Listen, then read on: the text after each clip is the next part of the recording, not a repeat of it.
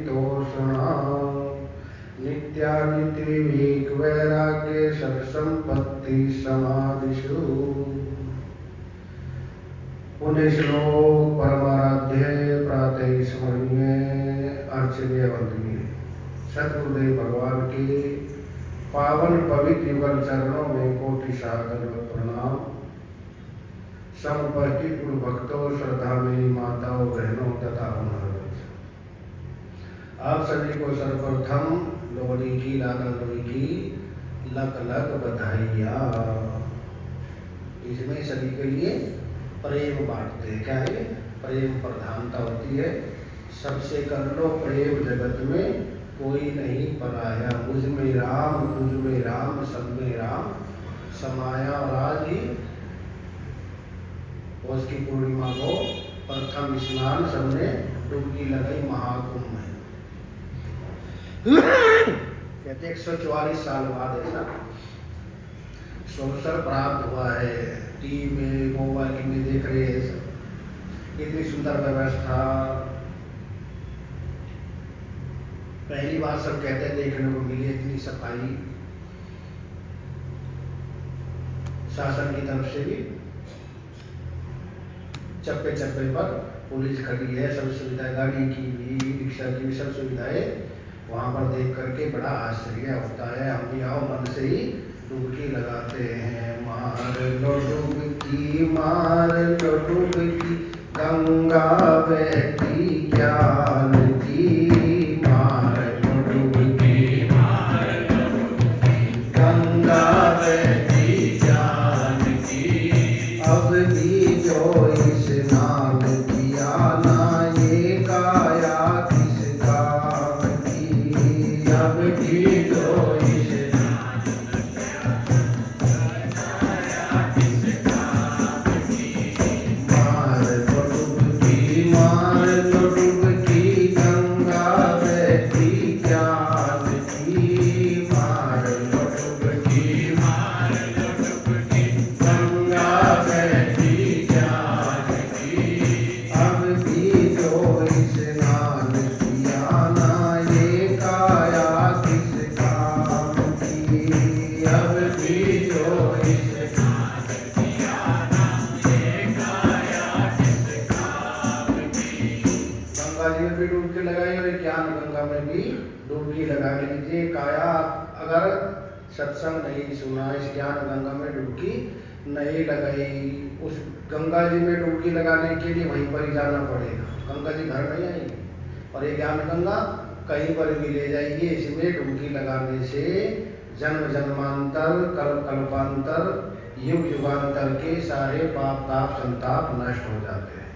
तो आओ हम सभी अप्रोक्षानुभूति पर चिंतन करते हैं। और कल सभी ने श्रवण किया और बतलाया 3 साधन जब पूर्ण हो जाते हैं तो 4 साधन आते हैं। स्वयं, वर्ण, धर्म, तपसा, हरितोषणार्थ।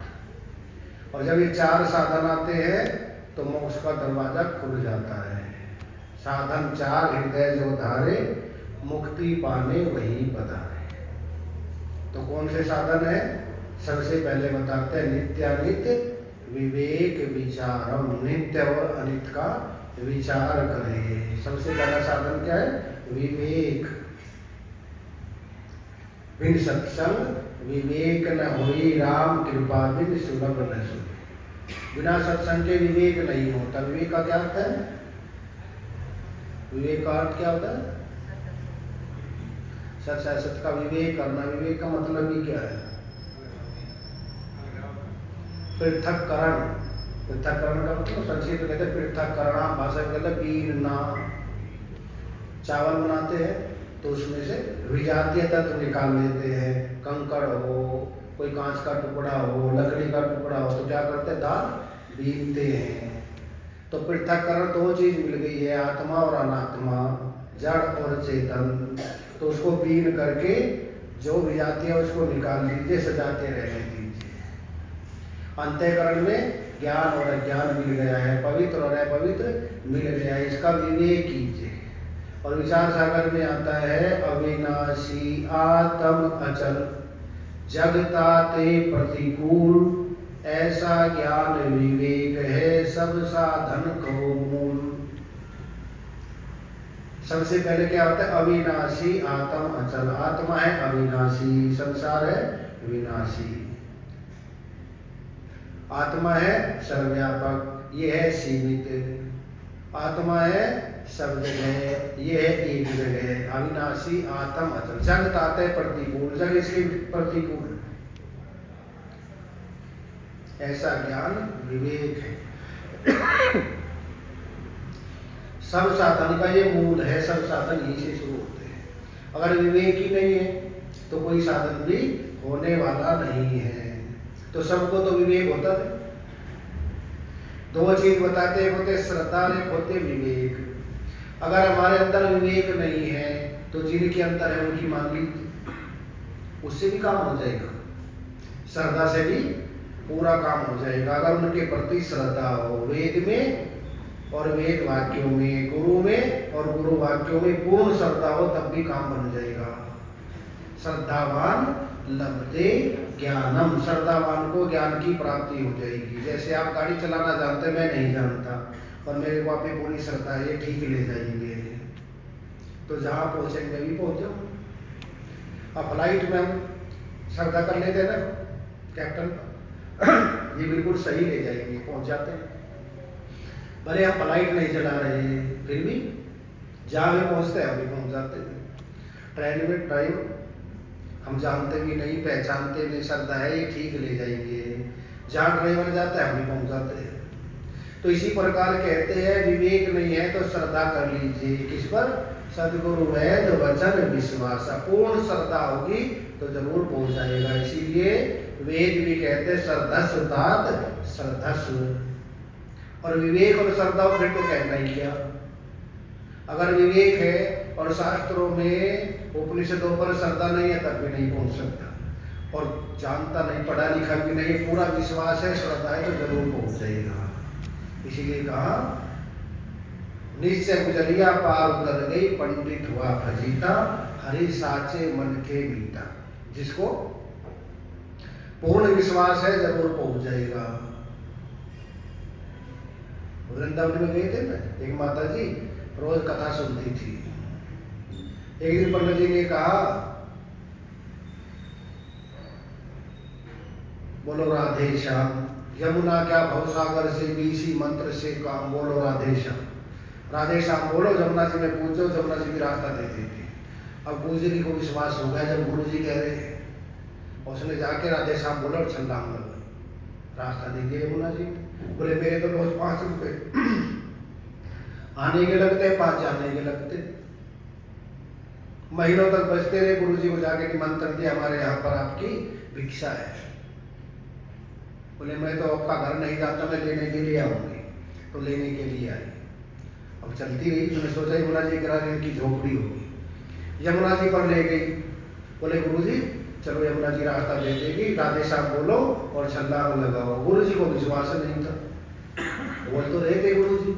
अब गुरु जी पीछे हटे और माता जी ने हाथ पकड़ के डुबकी लगाई। गुरु जी बोलो राधे श्याम, गुरु जी बोलो राधे श्याम। यमुना क्या भव सागर में भी, यमुना क्या भव सागर में भी, इसी मंत्र से काम। गुरु जी बोलो राधे श्याम, गुरु जी बोलो राधे श्याम। अब गुरु जी डूबने लगे। गुरु जी ने कहा मेरी घड़ी ले ले, पैसे ले ले, मेरा पीछा छोड़ो। नहीं गुरु जी राधे श्याम बोलो, आपने तो मंत्र दिया था।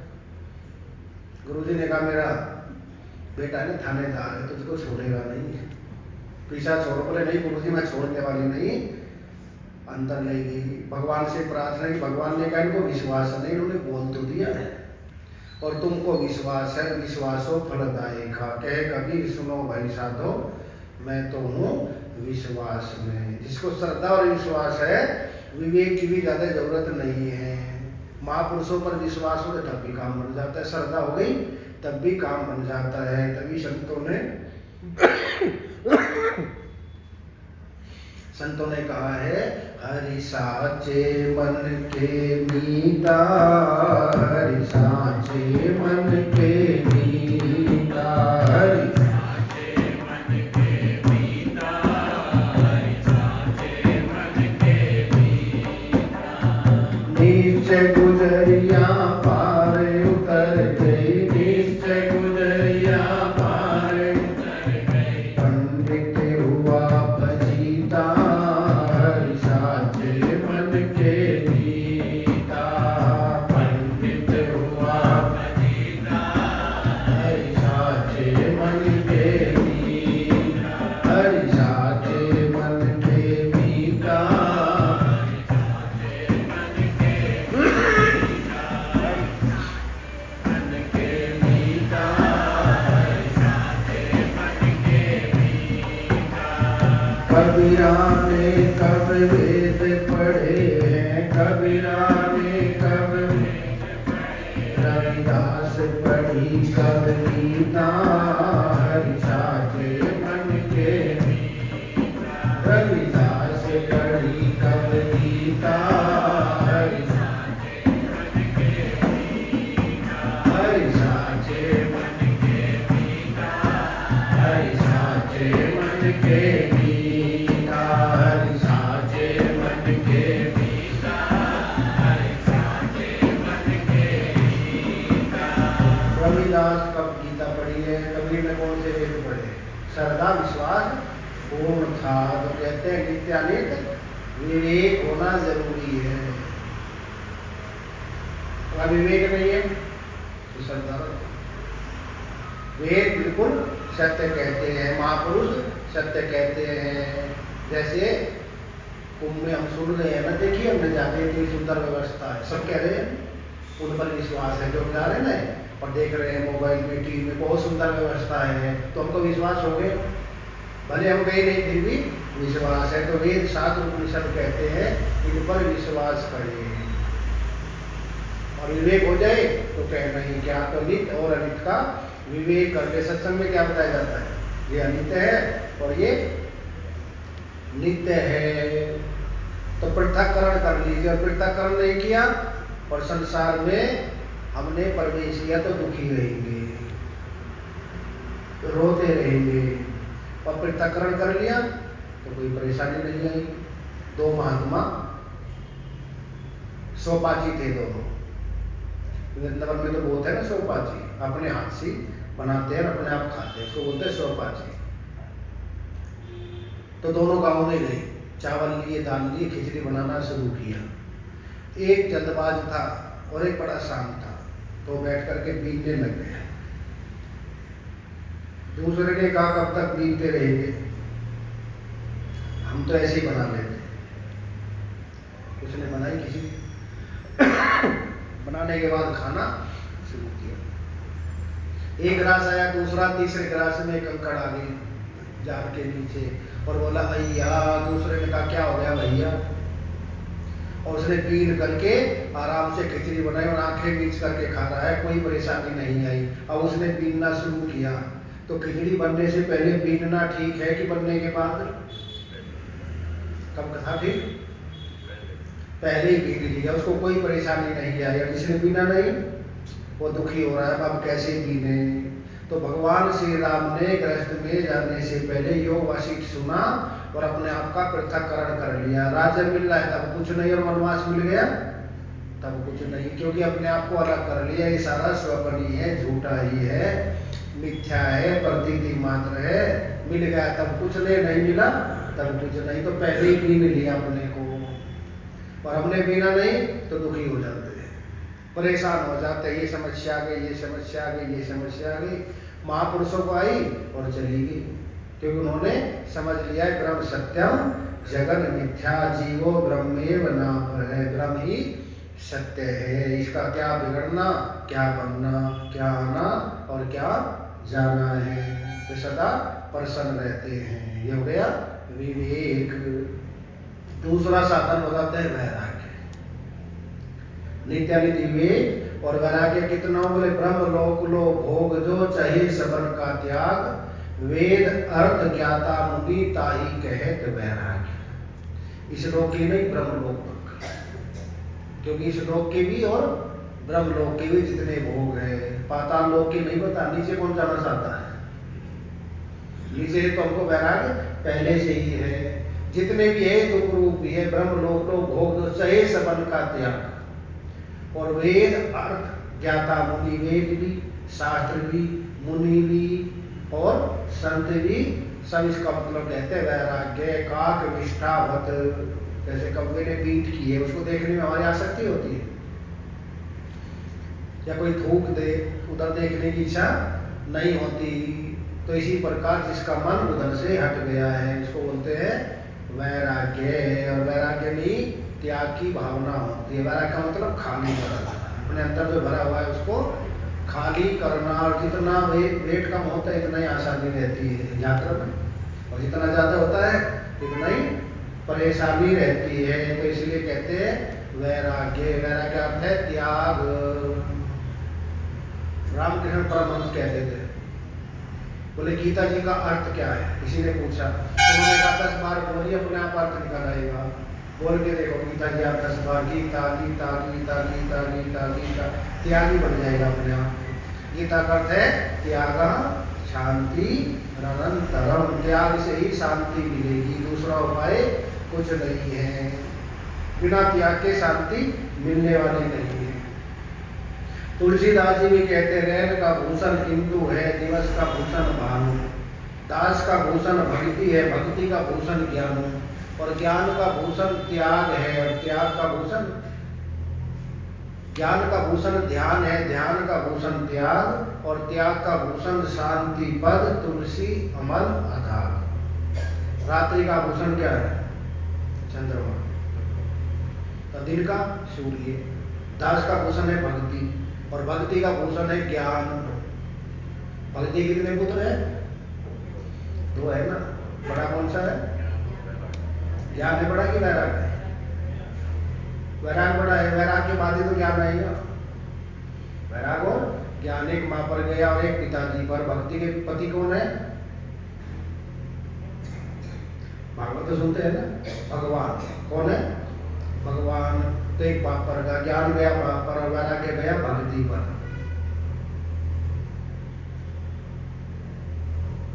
तो भक्ति का भूषण, दास का भूषण भक्ति, और भक्ति का भूषण ज्ञान, और ज्ञान का भूषण ध्यान है। और ध्यान करो, मैं सच्चिदानंद ब्रह्म हूँ, इसका ध्यान करो।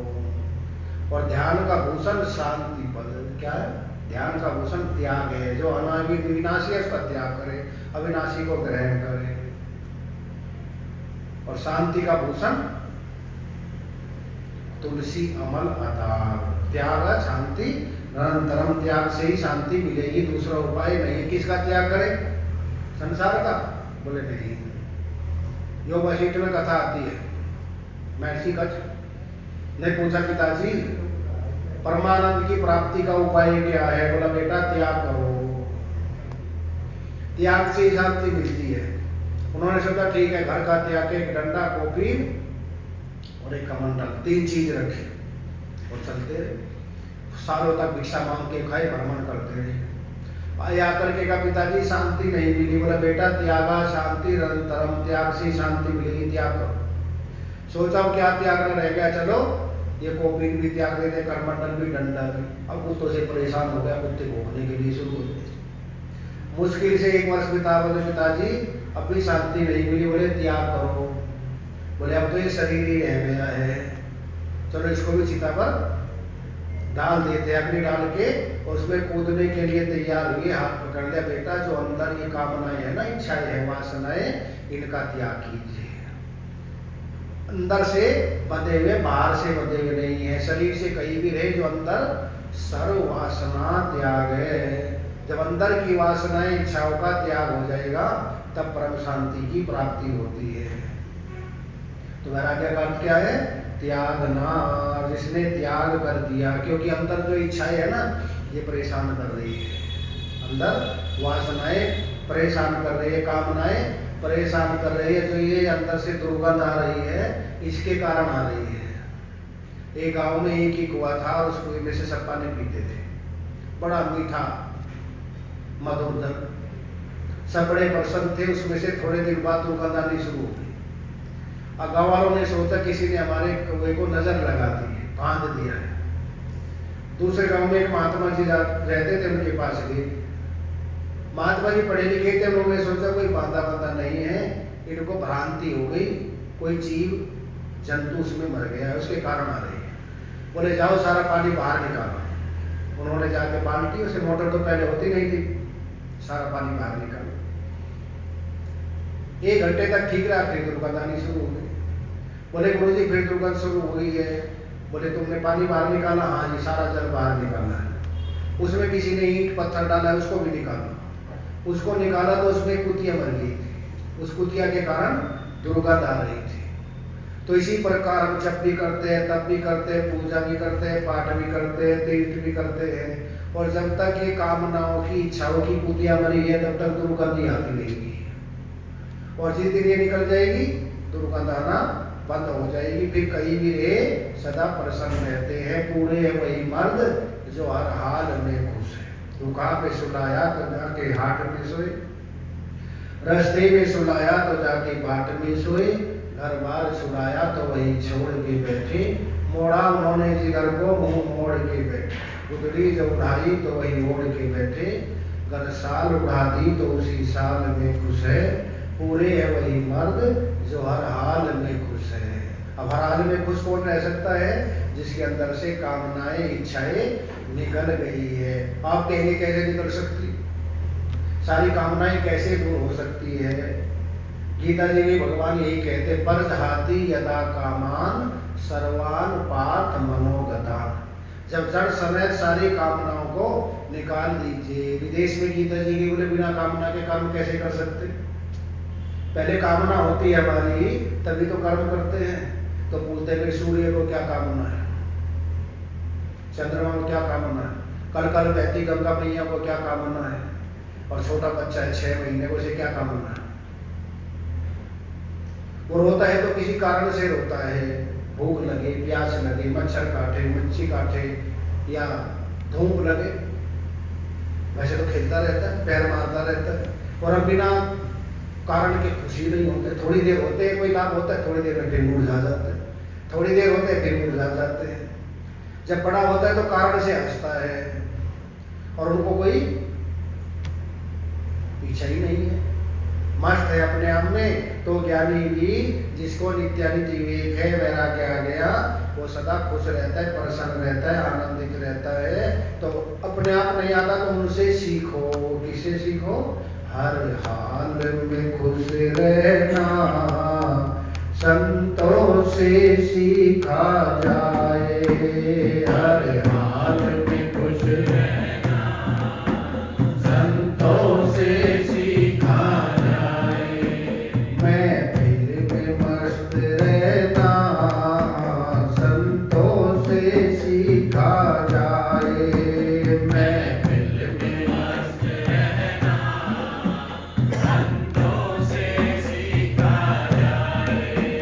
हर हाल में खुश रहना संतों से सीखा जाए। हर हाल में खुश रहना संतों से सीखा जाए। संजट से भाग जाना सब लोग बताते हैं, झंझट से भाग जाना सब लोग बताते हैं। झंझट से बच के रहना संतों से सीखा जाए। झंझट से बच के रहना संतों से सीखा जाए। हर हाल में खुश रहना संतों से सीखा जाए। हर हाल में खुश रहना संतों से सीखा जाए। मरने के बाद मुक्ति सब लोग बताते हैं। मरने के बाद मुक्ति सब लोग बताते हैं।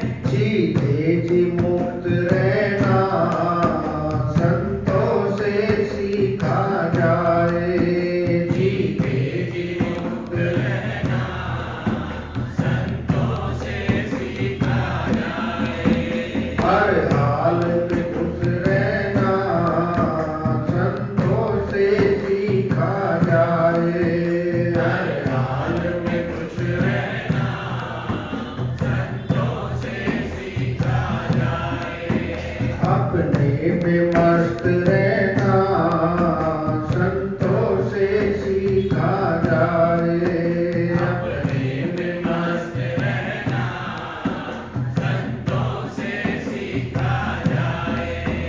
दुनिया के लोग दौलत पा करके मुस्कुराते हैं। दुनिया के लोग दौलत पा करके मुस्कुराते हैं, पर भिक्षु बन के हंसना संतों से सीखा जाए। पर भिक्षु बन के हंसना संतों से सीखा जाए। महाराज जी गुरु जी सुना होगा आपने, एक राजा को नींद ही नहीं आती थी, बड़े परेशान थे।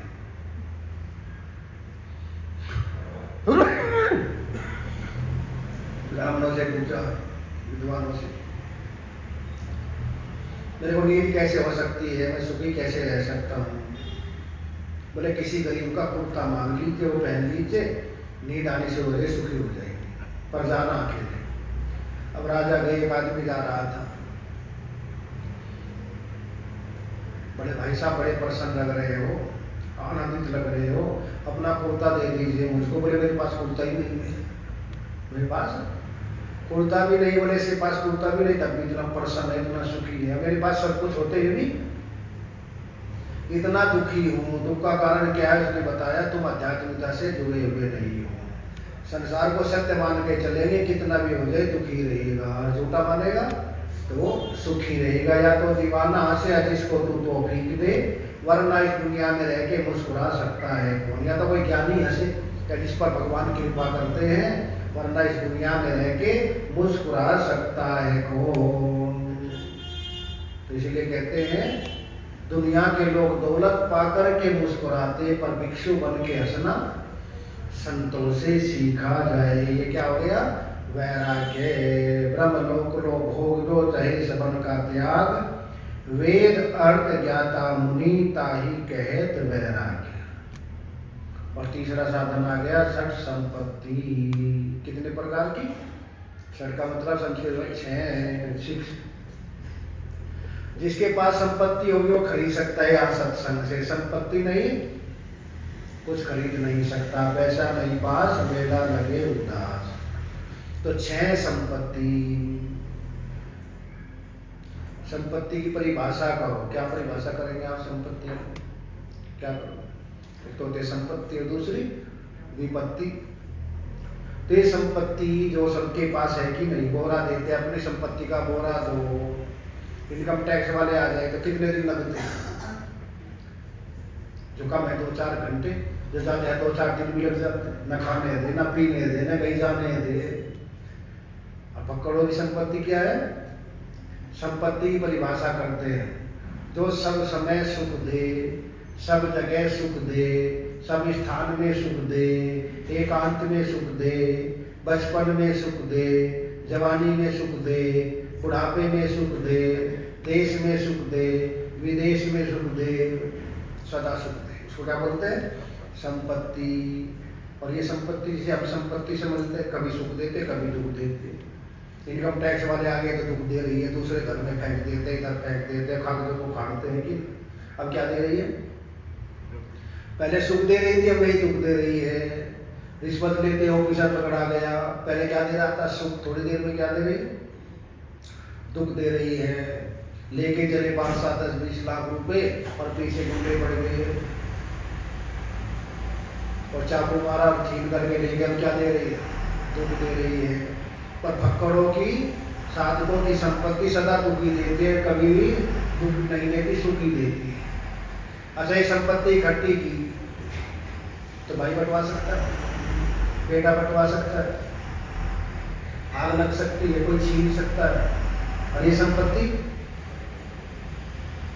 न कोई छीनने वाला न कोई बंटवाने वाला। राम रतन धन बटत घटे नहीं, दिन दिन हो सवार। कितना ही बांट लीजिए बढ़ते ही चले जाता है, बढ़ते ही चले जाता है। और ये संपत्ति कम होती है। परंतु ये सच संपत्ति बता 6 प्रकार की संपत्ति जो हर देश में सुख देती है, हर स्थान पे सुख देती है, जवानी में सुख देती है, बुढ़ापे में सुख देती है, देश में भी और विदेश में भी, कहीं भी चले जाइए। ये करेंसी तो बदलनी पड़ती है, इसकी बदलने की क्या आवश्यकता नहीं। ऐसी संपत्ति है सदा सुखी देती है, दुख कभी नहीं देती। तो सबसे पहली संपत्ति क्या है? सम। कौन सी है? मन का शांत रहना। मन का शांत रहना, तन की बात नहीं है। तन दुनिया में रहे भले ही मन हरि चरण लाए, कह कबीर सुनो भाई साधो सहज ब्रह्म पा जाए। मन ये शांत कब होगा? जब अपने स्वरूप में आएगा। इसीलिए कहते हैं ओम शांति शांति शांति। ओम है तो शांति है, बिना ओम के अशांति। 3 बार बोलते ना, ओम शांति शांति। 4 बार क्यों नहीं बोलते? 2 बार क्यों नहीं बोलते? 3 ही बार बोलते हैं। इसका अर्थ है दैहिक और भौतिक तापों की निवृत्ति होती है, परंतु ओम के पीछे पीछे शांति चलती है। ओम का मतलब परमात्मा। अपना स्वरूप का चिंतन करेंगे तो शांति मिलेगी, और परमात्मा को भूल के हम शांति चाहते हैं, संसार से मिल गई, ढूंढ रहे हैं, यहाँ मिल जाए, यहाँ मिल जाए, यहाँ मिल जाए। एक बार भगवान सबको सब चीजें बांट रहे थे, तो 83,99,999 योनि सब गए, सबको बांटा। एक एक चीज लेके चले गए, सबसे बाद में आदमी गया। आदमी से ज्यादा लोभी कोई नहीं। गाय को आप कितने अच्छा चारा डालो, खाएगी, छोड़ के चली जाएगी। पॉलिथीन लेके आते हैं, कल के लिए रख लेते हैं। पक्षियों को दाना डालो, पेट भर गया, छोड़ के चले जाते हैं। और आदमी खाने को भी चाहिए, ले जाने को भी चाहिए। इसको दोनों चाहिए। अगर ले जाने के लिए नहीं मिला, घर के लिए तो कुछ दिया ही नहीं, बच्चों के लिए तो कुछ दिया ही नहीं। उसने बेड शीट बिछाई, बोले इसमें डाल दीजिए सब। भगवान जी ने कहा कोई और आ जाए, बोले नहीं नहीं, मुझ पर कृपा करो, सब दे दीजिए। भगवान जी ने थैला उल्टा किया, सब चीजें आ गई। एक छिटक करके विष्णु भगवान के चरणों के पास गिर गए, उन्होंने पैर के नीचे दबा दिया। लक्ष्मी जी ने कहा आपके पैर के नीचे कुछ है, बोले चुप कर, फिर वापिस आ जाएगा। बोले दिखाओ तो क्या है? पैर उठा के देखा, उस पर लिखा था शांति।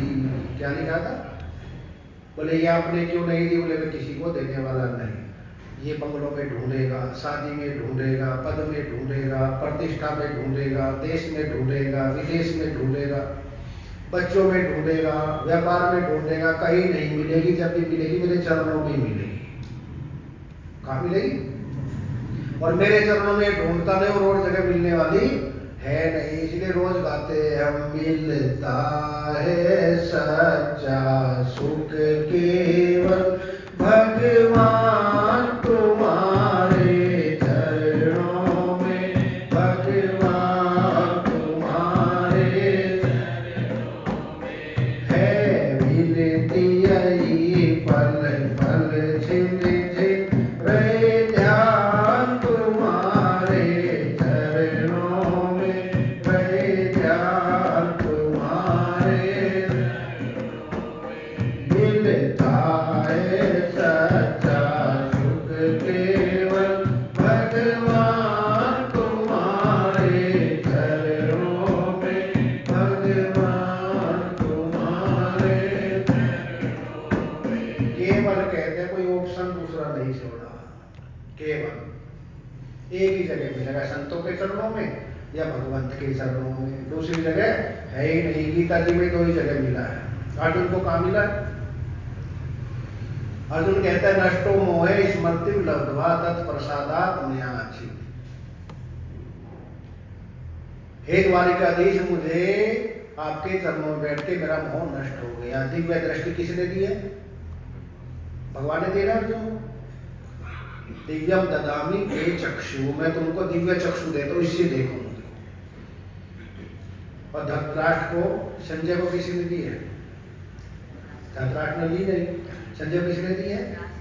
व्यास प्रसादात् चित्वा, व्यास जी की कृपा से जब मुझको दिव्य दृष्टि मिली है। मैं युद्ध प्रारंभ होने से पहले ही घोषणा करता हूँ, यत्र योगेश्वर कृष्णो यत्र पार्थो धनुर्धर।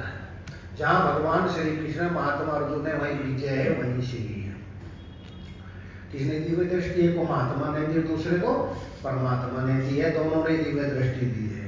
तो शांति कहाँ मिलेगी? या महात्माओं के चरणों में या परमात्मा के चरणों में, दूसरी जगह है ही नहीं। इसलिए जो सच्ची शांति तू चाहे चल संतों की हाट, और माल मिलेगा तुझको सच्चा हो जाएंगे ठाट। चला जा मनुआ मगन हुआ सत्संग अनोखी बाट। दो ही जगह मिल सकता है, तीसरी जगह न किसी को मिला न मिल सकता। ढूंढ रहे हैं वहीं पर ही। मन कहता है वहाँ मिलेगा, शास्त्र कहते हैं यहाँ मिलेगा। लीला माता सत्संग भवन में यहाँ ये इथे आ 84 तेरी कट जाएगी, यहीं आना पड़ेगा। अब आ जाओ, 10 साल में आ जाना, 15 में आ जाना, 20 में आ जाना, या मरते समय आ जाना, मिलेगा यहीं पर ही। जिसको भी मिला है यहीं मिला है, दूसरी जगह है ही नहीं, तो मिलेगा कहाँ से? परंतु हम ढूंढ रहे, अभी मन मानता नहीं। सतगुरु बार बार समझाए, ये मन माने नाई रे। सतगुरु बार बार समझाए, ये मन माने नाई रे। कागा से हंस बनाए, ये मन माने नाई रे। तुझे कागा से हंस बनाए, ये मन माने नाई रे।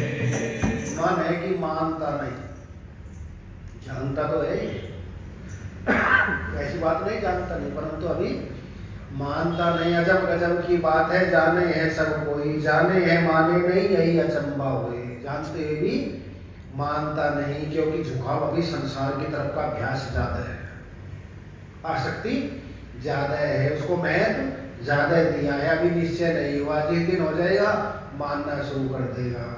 जो वहाँ है यहाँ भी है, जो यहाँ है वहाँ भी है, पर सोचता नहीं यहाँ नहीं है वहाँ है, और दोनों जगह है। सर्वम खलविदम ब्रह्म है। जब ऐसी होगी तो सारा संबंध शांत हो जाएगा। किसमें? अपने स्वरूप में। जो वास्तविक धन है यहीं पर ही है। एक महात्मा जी रहते थे, थाने के पास उनकी कुटिया थी, झोपड़ी में रहते थे।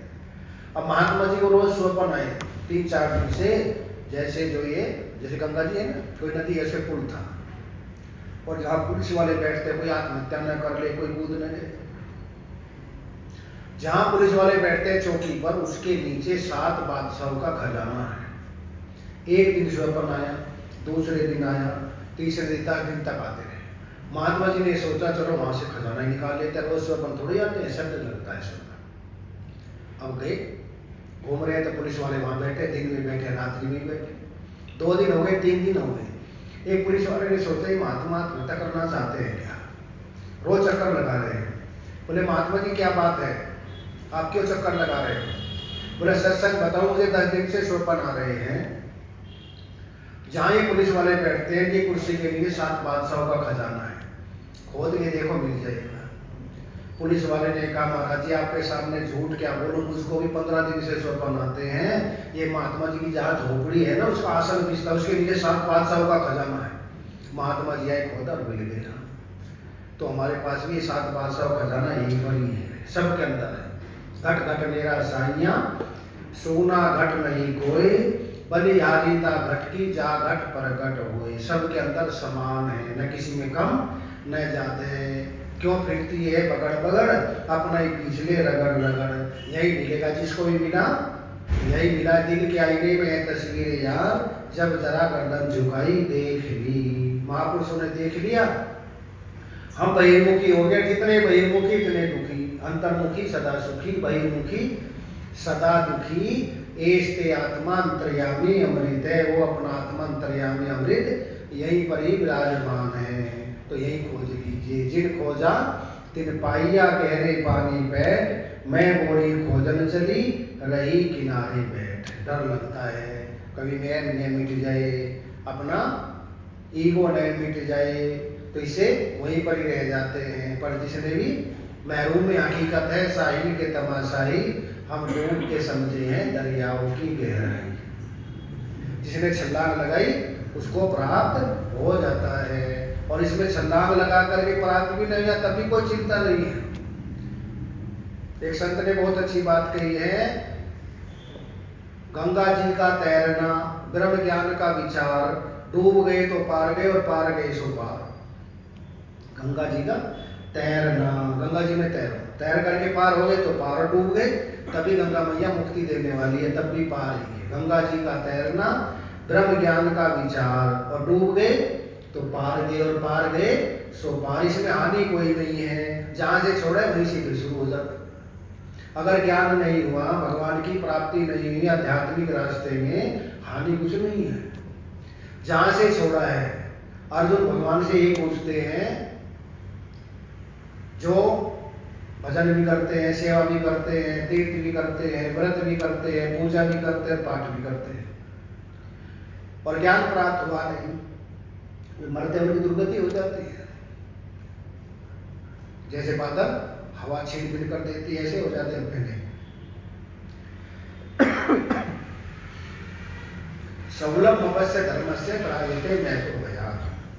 थोड़ा भी किया, थोड़ा मत समझो, पूरा फल देने वाला है। जहाँ से छोड़ा है, श्रीमान श्रीमताम गेहे योग भ्रष्टो भी जाए थे। जहाँ से छोड़ा वहीं से शुरू करेगा। अच्छे खानदान में जन्म होता है। श्रीमान का मतलब जिसका काम धंधा अच्छा है, श्रीमान का था अच्छे खानदान में, जहाँ पहले संस्कार है वहाँ जन्म होता है। जहाँ से छोड़ा वहीं से शुरू हो जाता है। अगर आप तीर्थ यात्रा में जाते हैं ना, वहाँ पैदल जाते हैं ना सबरीमला, और आप यहाँ से 100 किलोमीटर दूर चले, अब दूसरे दिन रात्रि को आराम किया, सुबह उठ करके वहाँ से चले गए बेंगलोर से, वहाँ तक की यात्रा पूरी हो गई। तो इसमें लाभ यही है, हानि कभी नहीं होती। जहाँ से छोड़ा है वहीं से ही शुरू कर देते हैं। तो तीसरा हो गया सम, और चौथे दम। दम का मतलब इंद्रियों पे कंट्रोल। दम का मतलब होता है इंद्रिय, 5 ज्ञानेंद्रिय, 5 कर्मेंद्रिय और 1 मन। इनका कंट्रोल करके भगवान में लगा देना, ब्रेक लगा देना। तितिक्षा, भूख प्यास, सर्दी गर्मी, लाभ हानि, जय पराजय को बिना कुलमुलाट के सहन कर लेना। सहन तो फिर भी करनी पड़ेगी, रो के कर ले या हंस के कर ले।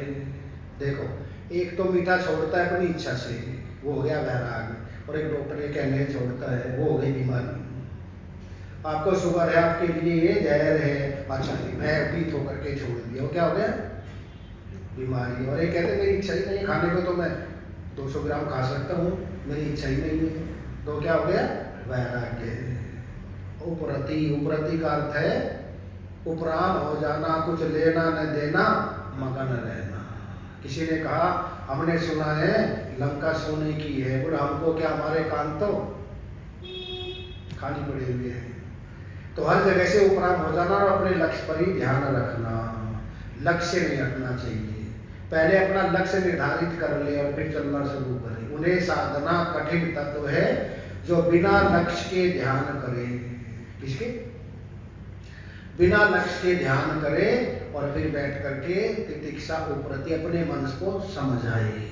मन को समझाए, मन से पूछे तू चाहता क्या है। मन से क्या पूछे? अब तक जो तूने चाहा उसमें दुख ही दुख मिला है, विपत्ति मिली है, कष्ट ही मिला है, तो बता, सच बता तू चाहता क्या है। आत्मा चाहता है कि अनात्मा चाहता है, सच चाहता है कि असत चाहता है, पवित्र चाहता है कि अपवित्र चाहता है, जड़ चाहता है कि चेतन चाहता है। मन से बैठ करके पूछे। क्या पूछे? तो चाहता क्या है। एक बार कहते हैं विष्णु भगवान के लक्ष्मी जी में झगड़ा हो गया, तो विष्णु भगवान उठ करके चले गए। आगे गए तो शंकर भगवान मिले, पूछा क्या बात, आप बड़े उदास लग रहे हैं। बोले बताओ क्या है। लक्ष्मी जी पता नहीं मुझसे चाहती क्या है, पूछता हूँ तो बताती नहीं है। शंकर भगवान ने कहा मेरा भी यही हाल है जो तुम्हारा है, चलो किसी को ढूंढते। आगे गए तो ब्रह्मा जी रो रहे हैं। पूछा आप क्यों रो रहे? बोले ब्रह्माणी पता नहीं मुझसे चाहती क्या है, पूछता हूँ तो कुछ बताती नहीं। तीनों के चलो दिल्ली चलते हैं, राजधानी है पूरे भारत की, बड़े बड़े ऋषि मुनि रहते हैं। वहाँ एक तो दूध बेचने वाला बैठा हुआ था, भजन कर रहा था। उससे पूछे बड़ा शांत लगता है। बोले भाई साहब हम तीनों आए हैं, ब्रह्मा विष्णु महेश, कुछ मांग लीजिए। उसने देखा तीनों हैं। बोले मुझको कुछ नहीं चाहिए, फ्लाईओवर बनवा दीजिए। मेरा गांव है ना यहाँ से 4 किलोमीटर पड़ता है, सीधा जाता और घूम जाता वो 30 किलोमीटर पड़ता है। फिर जल्दी आ जाया करूँगा और दूध बेच के आपका ही भजन करूँगा, पर बनाना 4 लाइन। क्योंकि दिल्ली में जाम बहुत लगता है। उन्होंने कहा ये नहीं करेंगे हम काम, यहाँ का श्रम बहुत ज़्यादा है, कुछ और बताइए। बोले फिर ये बतला दीजिए, मेरी शादी को 22 साल हो गई, मेरी घरवाली मुझे चाहती क्या है। विष्णु भगवान ने कहा भैया तो 6 लाइन का बनवा ले, ये मत पूछ, इसके कारण तो हम यही पर आए हैं। तो हमारा मन भी पता है क्या चाहता है, आज कुछ चाहता है थोड़ी देर 1 घंटे बाद कुछ चाहता है, 2 घंटे बाद कुछ चाहता है, 1 महीने बाद कुछ चाहता है, बचपन में कुछ चाहता था, जवानी में कुछ चाहता है, बुढ़ापे में कुछ चाहता है। इसे पूछे क्या चाहता है। तो हमारे गुरु जी ने 7वीं क्लास में पढ़ते थे, तभी अपने मन को चिंतन किया, मन से ही पूछते हैं तू चाहता क्या है, बता तेरे मनवा तू क्या चाहता है, बता तेरे मनवा तू क्या चाहता है। संसार नद में, संसार नद में तू डूबा चाहता है, बता तेरे मनवा तू क्या चाहता है, बता तेरे मनवा तू क्या चाहता है। बालापन हंस खेल गवाया, बालापन हंस